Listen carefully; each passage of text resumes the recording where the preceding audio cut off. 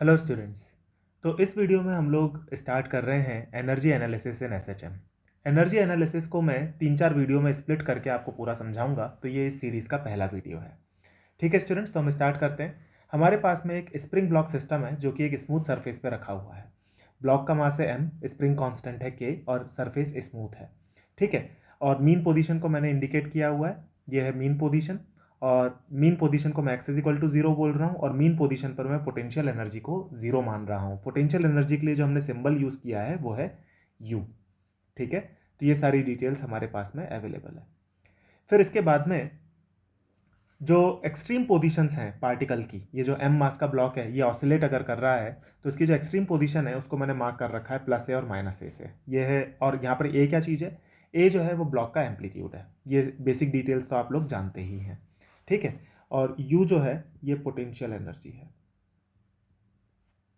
ठीक है, ये डिटेल मैंने यहाँ पर मेंशन कर दी है। और जैसा मैंने आपको पहले बताया है कि पोटेंशियल एनर्जी जो है वो एक रैंडम नंबर है। Potential energy at a particular point एक रैंडम नंबर है। चेंज इन पोटेंशियल एनर्जी हमेशा एक मीनिंगफुल क्वांटिटी होती है, लेकिन potential energy in itself just एक रैंडम नंबर है। तो उसको कहीं पे भी जीरो माना जा सकता है। हमने मीन पोजीशन पे जीरो मान लिया क्योंकि वो कन्वीनियंट पड़ता है।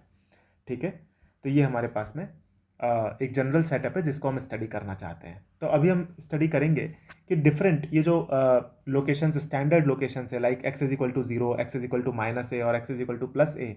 इन तीन लोकेशंस पर हम ये स्टडी करना चाहते हैं कि काइनेटिक एनर्जी की क्या वैल्यू होगी, पोटेंशियल एनर्जी की क्या वैल्यू होगी और टोटल एनर्जी की क्या वैल्यू होगी। ठीक है स्टूडेंट्स, ये हम स्टडी करना चाहते हैं।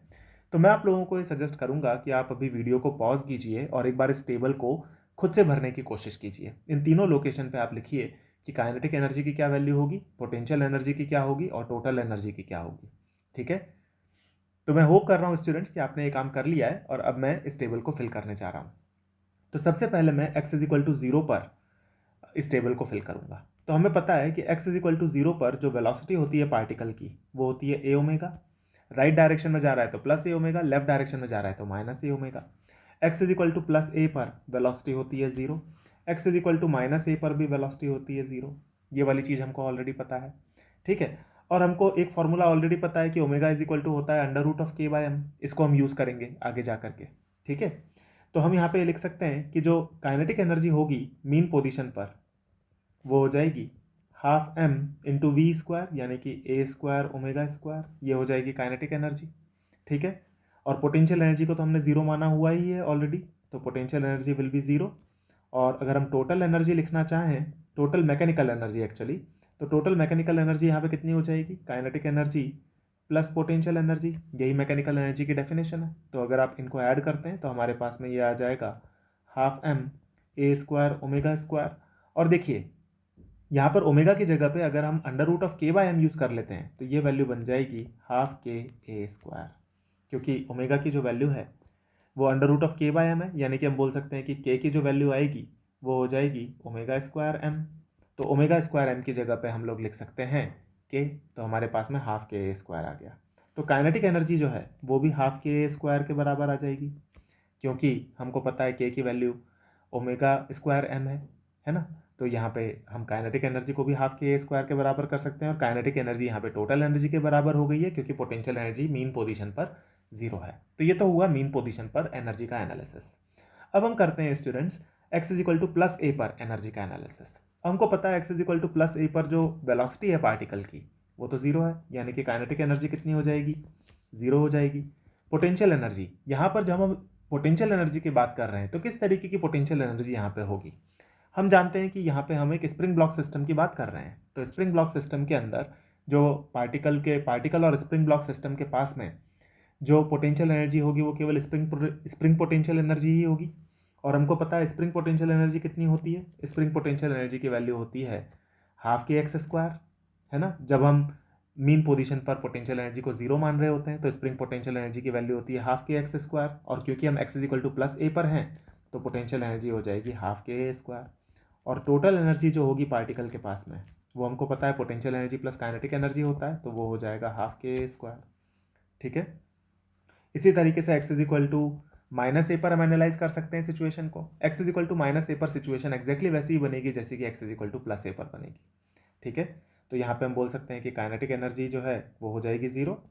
पोटेंशियल एनर्जी जो है वो स्प्रिंग पोटेंशियल एनर्जी होगी, तो वो हो जाएगी हाफ के ए स्क्वायर, और टोटल एनर्जी जो है वो हो जाएगी kinetic energy plus potential energy, तो वो बनेगी हाफ के ए स्क्वायर।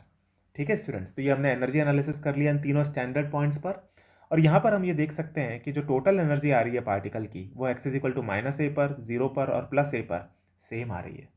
तो यहाँ से हमको एक तो ये बात कंफर्म होती है कि टोटल एनर्जी जो होगी पार्टिकल की एसएचएम के दौरान वो कांस्टेंट बनी रहेगी। ये कांस्टेंट क्यों बनी रहेगी? क्योंकि सिस्टम के अंदर ना तो कोई इंटरनल नॉन कंजर्वेटिव फोर्स है, ना ही सिस्टम के ऊपर कोई एक्सटर्नल फोर्स है। तो ना तो कोई एनर्जी का सप्लायर है, ना ही कोई ऐसा एजेंट है सिस्टम के अंदर जो कि एनर्जी को डिसिपेट कर दे, ना ही कोई ऐसा एक्सटर्नल एजेंट है जो कि एनर्जी को निकाल ले सिस्टम से। तो सिस्टम की जो मैकेनिकल एनर्जी है वो कंजर्व बनी रहेगी, और यहाँ पे हम इसको देख भी पा रहे हैं।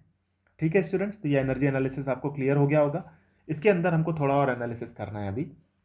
अगर हम पार्टिकल को एक पर्टिकुलर पॉइंट पी पर कंसिडर करें, लेट्स से, जो कि जहाँ पर पार्टिकल का कोऑर्डिनेट है x is equal to x, तो इस पर्टिकुलर पॉइंट पर अगर हम कैलकुलेट करना चाहें कि पार्टिकल के पास में काइनेटिक एनर्जी कितनी होगी, पोटेंशियल एनर्जी कितनी होगी, टोटल एनर्जी कितनी होगी, तो वो वाला एनालिसिस भी मैंने यहाँ पे किया हुआ है, जो कि अभी हम लोग समझ लेते हैं।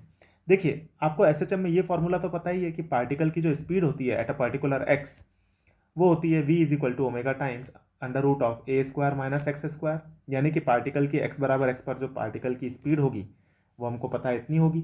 तो इसके बेसिस पे हम काइनेटिक एनर्जी निकाल सकते हैं, है ना। तो काइनेटिक एनर्जी जो है पार्टिकल की x बराबर x पर वो हो जाएगी ये half m omega times under root of a square minus x square का होल स्क्वायर।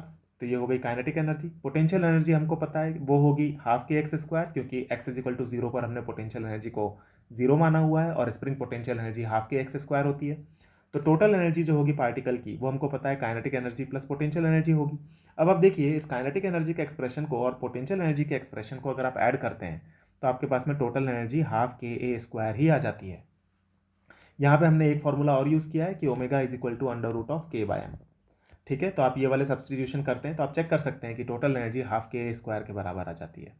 इससे हमको ये भी एक बार और कंफर्म होता है कि किसी भी एक्स लोकेशन पर आप देखते हैं, चाहे वो एक्स इज इक्वल टू 0 हो, या फिर X is equal to plus A हो, माइनस ए हो, या फिर कोई जनरल एक्स हो, हर किसी पर जो पार्टिकल की टोटल एनर्जी है वो हमेशा हाफ के स्क्वायर आ रही है। तो कभी भी चेंज नहीं होगी, टोटल एनर्जी कांस्टेंट रहेगी। तो ऑसिलेशन के दौरान आप ये देख सकते हैं स्टूडेंट्स कि पार्टिकल की जो काइनेटिक एनर्जी है वो पोटेंशियल एनर्जी में कन्वर्ट हो रही होती है, पोटेंशियल एनर्जी काइनेटिक एनर्जी में कन्वर्ट हो रही होती है। इस तरीके से एनर्जी का कंटिन्यूसली काइनेटिक और पोटेंशियल के अंदर ऑसिलेशन हो रहा होता है। ठीक है, लेकिन टोटल एनर्जी जो है पार्टिकल की या सिस्टम की, स्प्रिंग ब्लॉक सिस्टम की, वो कंजर्व रहती है। तो यहाँ पे आप इस चीज़ को देख सकते हैं। ठीक है, इसके अंदर हम थोड़ा सा और एनालिसिस करते हैं स्टूडेंट्स। मान लीजिए कि हम काइनेटिक एनर्जी, पोटेंशियल एनर्जी और टोटल एनर्जी का टाइम के साथ में भी डिपेंडेंस देखना चाहते हैं। तो मान लेते हैं कि पार्टिकल का जो एस एच एम की इक्वेशन है वो है x is equal to a sine omega t plus 5। तो हम बोल सकते हैं कि पार्टिकल की जो वेलोसिटी की इक्वेशन बनेगी वो हमको पता है d x by d t से आएगी। D x by d t will be equal to v, और अगर आप इस एक्सप्रेशन को डिफ्रेंशिएट करते हैं तो आपके पास में आएगा A omega cos omega t plus 5। ठीक है, और हमने at x is equal to 0 potential energy को तो 0 माना ही हुआ है, पोटेंशियल एनर्जी को मैं यू से रिप्रेजेंट कर रहा हूँ। तो हम बोल सकते हैं कि पार्टिकल की जो काइनेटिक एनर्जी होगी एट अ पर्टिकुलर टाइम, अगर हम वो निकालना चाहें तो वो कैसे निकालेंगे हमको पता है पार्टिकल की जो काइनेटिक एनर्जी होती है वो हाफ एम वी स्क्वायर होती है। तो यहाँ पे velocity as a function of time हम रख देते हैं, तो ये बन जाएगा half m a square omega square cos square omega t plus 5। ये हमारे पास में आ गई पार्टिकल की kinetic energy as a function of time. और यहाँ पे अगर हम ओमेगा की वैल्यू रख दें under root of k by m, तो ये हमारे पास में आ जाएगा हाफ के A square cos square omega t plus 5। ये हमारे पास में आ गई पार्टिकल की kinetic energy as a function of time. Similarly हम निकाल सकते हैं पार्टिकल की पोटेंशियल, पार्टिकल और स्प्रिंग ब्लॉक सिस्टम, यानी कि स्प्रिंग ब्लॉक सिस्टम की पोटेंशियल एनर्जी हम निकाल सकते हैं। वो हमको पता है हाफ के एक्स स्क्वायर के बराबर होती है। अगर मीन पोजीशन पर पार्टिकल की या स्प्रिंग ब्लॉक सिस्टम की पोटेंशियल एनर्जी को हमने 0 माना हुआ है, तो पोटेंशियल एनर्जी की जो वैल्यू आएगी स्प्रिंग ब्लॉक सिस्टम की वो हाफ के एक्स स्क्वायर के बराबर होगी। तो यहाँ पे हम ये बोल सकते हैं कि ये बन जाएगा हाफ के एक्स की वैल्यू हम रख देते हैं, तो एक्स की वैल्यू रखेंगे तो ये बन जाएगा A square sine square omega t plus 5।